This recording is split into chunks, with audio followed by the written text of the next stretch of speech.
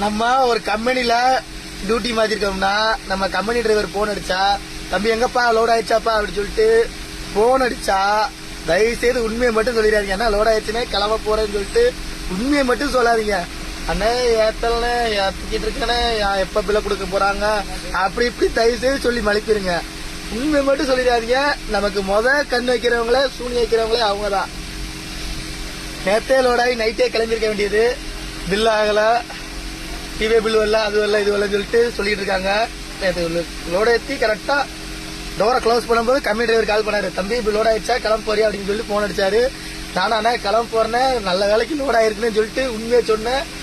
என்னடா சொல்ற லோட் ஆயிடுச்சா, நான் முன்னாடி வந்து லோட ஏற்றாம நிக்கிறேன், லோட இறக்காம நிக்கிறேன் அப்படின்னு சொல்லிட்டு கண்ணு வச்சாப்புல சூனிய வச்சாப்புல. அதே மாதிரியே தயவுசெய்து உண்மையை மட்டும் கூட இருக்க கம்பெனி டிரைவர்கிட்ட மட்டும் உண்மையை மட்டும் சொல்லாதீங்க. எதனால பொய் சொல்லி தப்பிச்சுவாங்க. நமக்கு எதிரியே கூட இருக்க டிரைவர் தான், நம்ம கம்பெனி டிரைவர் தான் கண்ணு வைக்கிறது.